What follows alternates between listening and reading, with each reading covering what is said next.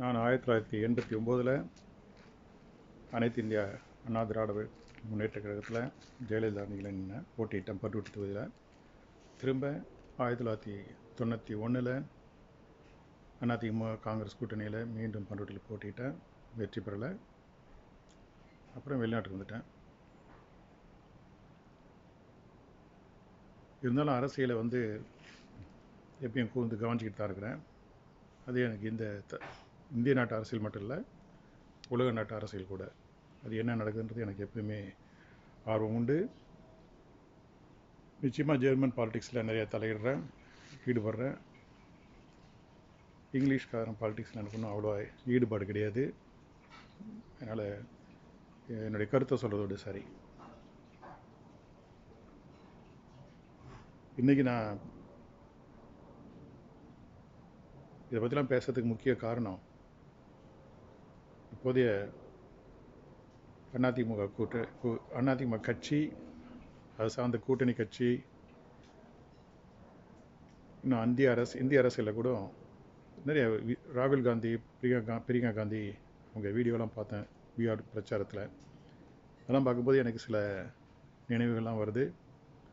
அதே மாதிரி செங்கோட்டையன் இன்னைக்கு பத்திரிகையாளர் பார்த்து செஞ்சு பேசணும்னு கேட்டேன்.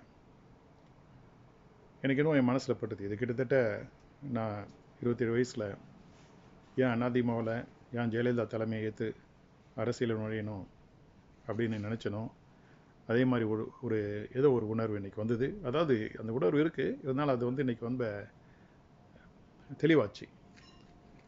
அது தவறோ சரியோ எனக்கு கவலை இல்லை. என் உள்ளத்தில், என் மனசில் ஒரு தெளிவாக அது படுது செய்யணுன்ட்டு. நல்லா நினச்சி பார்த்தேன். என்னால் ஜெயலலிதா பேசும்போது சொன்னாங்க, நமக்கு நல்ல வயசு இருக்குது, நிறைய செய்யலாம், கவலைப்படாதீங்கன்ட்டு. ஆனால் ஆட்சிக்கு வந்து போகிற எல்லாம் திசை மாறிட்டுது. அது நான் தோற்றதால் அவங்கள்ட்ட அதுக்கு பிறகு ஒரு அதிகாரத்தில் இருக்கும்போது அவங்க கூட செயல்பட முடியாமல் போயிட்டுது. நான் வெளிநாட்டுக்கு வந்துட்டேன். திரும்ப அவங்க என்னை கூப்பிட்டபோது என்னால் திரும்ப என்னால் வெளிநாட்டிலேருந்து வர முடியல. சரி, அதுக்குள்ளே அவங்க ஆயுசு முடிஞ்சு போச்சு. அது கடந்த காலம். அந்த பணி இன்னும் தொடரணும்னு நினைக்கிறேன்.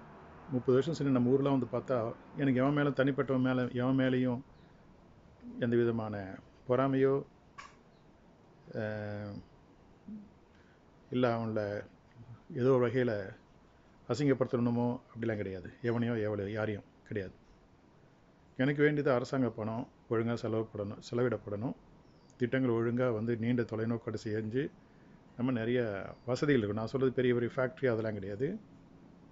அடிப்படை வசதிகள் இருக்கணும். அதை பற்றி நான் சொல்லியிருக்கேன். முக்கியமாக குடிநீர், கழிவுநீர், குப்பைகள் அகற்றப்படணும். இதுதான் எனக்கு வேண்டியது. இதெல்லாம் சாலைகளை விட முக்கியமானது எனக்கு.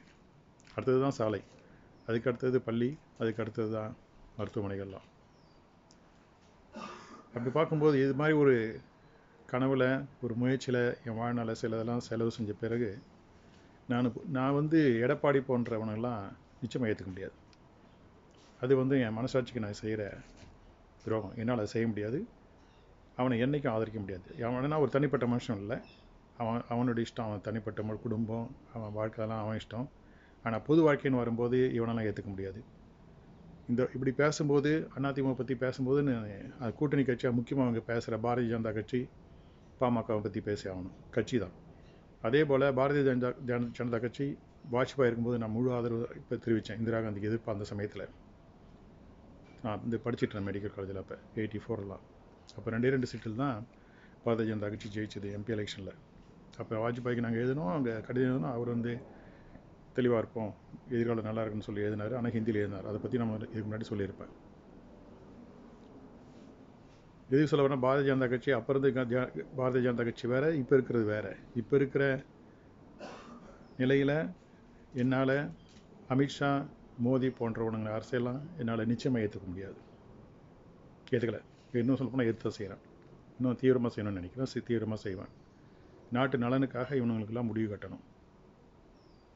அதே போல் பாமக நம்ம கடலூர் மாவட்டத்தை இன்னும் சொல்லப்போனால் இந்த வட தமிழ்நாடு அவங்க சொல்லிக்கிறாங்கல்ல, தருமபுரி, சேலம், இது மாதிரி அங்கேருந்து கடலூர் வரைக்கும், மரக்காணம், செங்கல்பட்டு, சென்னை இதெல்லாம் குட்டிச்சோறு ஆக்கிறவனுங்க வந்து பாமக தான்.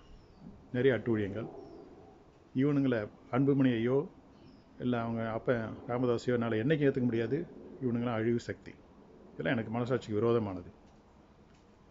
இதுக்காக நீங்கள் இவனுங்க பின்னாடி போகிறவனுங்கெல்லாம், இந்த கட்சிக்கு போகிறவங்க பின்னாடி போகிறவங்கலாம் என் கூட வரணுமா? அதை பற்றி எனக்கு கவலை. நீங்களும் வர வேண்டாம். நீங்கள் உங்கள் முடிவு எடுத்துக்க, நான் ஏன் முடிவு எடுக்கிறேன்.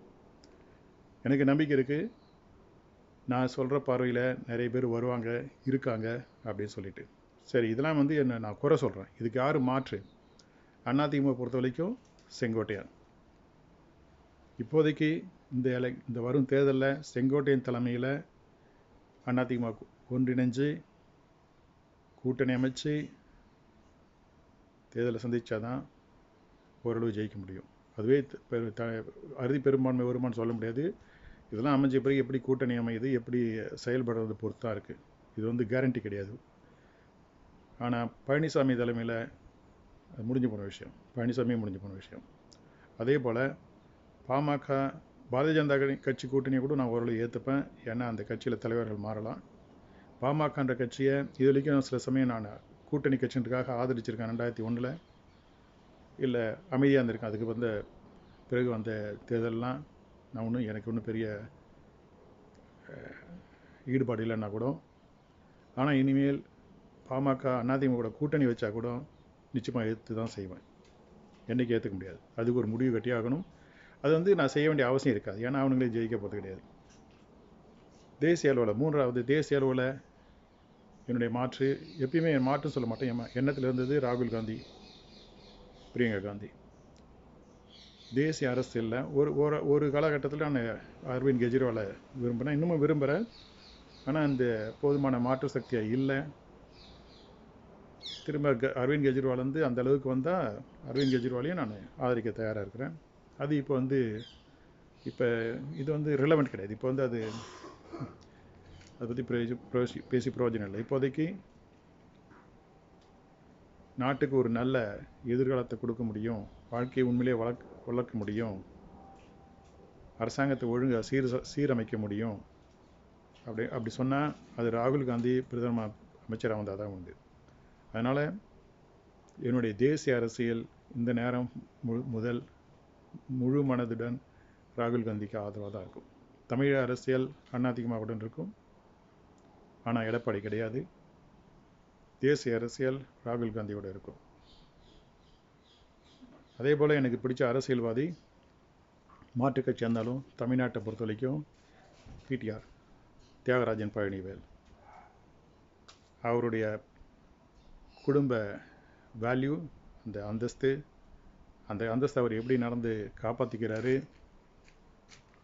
அவர் எப்படி குடும்பம் நடத்துகிறாரு, எப்படி படித்தார், எப்படி வெளிநாட்டில் போயிட்டு ஒரு நல்ல முறையில் பணியாற்றி நிறைய கற்றுக்கிட்டாரு, எப்படி எளிமையாக இருந்தார், இதெல்லாம் மறக்க முடியாது. அதே மாதிரி அவர் அரசியலுக்கு வந்தும் அவருடைய செயல்பாடுகள்லாம் நல்லாயிருக்கு. அதனால் எனது முழு ஆதரவு பிடிஆர் பழனிவேல் தியாகராஜன் அவர்களுக்கு. அமெரிக்க அரசியலில் அவர் மனைவி அமெரிக்காக்காரங்க. அமெரிக்க அரசியலில் நான் பார்த்த வரைக்கும் அவங்க வந்து டெமோக்ராட்டிக் பார்ட்டி அவங்க சப்போர்ட் பண்ணுறாங்கன்னு நினைக்கிறேன். என்னுடைய பார்ட்டி வந்து ரிப்பப்ளிகன் பார்ட்டி. நான் சப்போர்ட் பண்ணுறது ரொனால்ட் ரீகன், டொனால்ட் ட்ரம்ப் மாதிரி ஆளுங்க. எனக்கெல்லாம் அந்த மாதிரி ஸ்ட்ராங்கான தெளிவான ஆளுங்கள் தான் பிடிக்கும். அவங்களுடைய செயல்முறை, டிசைசிவ்னஸ், ஒரு தெளிவான முடிவெடுத்து தெளிவான செயலில் இறங்குற அரசியல்வாதிகள் மக்களை தான் எனக்கு பிடிக்கும். எப்பயுமே எல்லாம் செஞ்சு முடித்த பிறகு சந்தர்ப்பாதியை வந்து எல்லாத்தையும் அனுபவிக்கிறானுங்கள, அது மாதிரி அயோக்கிய பசங்களை சந்தர்ப்பாதிகளை சுத்தமாக எனக்கு பிடிக்காது. அதே போல் தான் ஊழல்வாதிகள். இப்போ எல்லாம் அரசியலில் துரோகின்னு சொல்கிறேன். நான் யாரும் அரசியலில் துரோகின்னு சொல்ல மாட்டேன். அரசியல்வாதிகள், சௌகரியமான அரசியல்வாதிகள்னு வச்சுப்போம். அந்த சௌகரியமான அரசியல்வாதிகளை அவங்களுடைய செயல் நல்லா இல்லைன்னா தூக்கி எறிய வேண்டியது நம்முடைய பொறுப்பு. என்னால் நேராக செய்ய முடியாதப்ப அதுக்கான காலம் வருதுன்னு நினைக்கிறேன். என்னால் நேராக செய்ய முடியுன்ற காலம் வருதுன்னு நினைக்கிறேன். அது வரைக்கும் என்னுடைய முயற்சிகளை, என் ஆரம்ப கட்ட வேலைகளை, சில அடிப்படை வேலை நிறைய செய்ய வேண்டியிருக்கு. அது சில சொல்லுவோம், சில மாதங்கள் ஆகலாம், ஒரு வருஷம் கூட ஆகலாம். அதை நான் சரி பண்ணிக்கிறேன். அதுக்கான வேலைகளை ஆரம்பிச்சிருக்கிறேன். நான் ஊரில் வந்து நானே இருந்து செய்கிற வரைக்கும் என்னால் முடிஞ்சதை நான் கற்றுக்கிறேன், கவனம் செலுத்துகிறேன், செயல்படுவேன். என்னுடைய முழு ஆதரவு செங்கோட்டையன் அவர்களுக்கு, அனைத்து இந்திய அண்ணா திராவிட முன்னேற்ற கழகத்தில் இந்திய அரசியல் பொறுத்த வரைக்கும் என்னுடைய முழு ஆதரவு ராகுல் காந்திக்கு. பார்ப்போம்.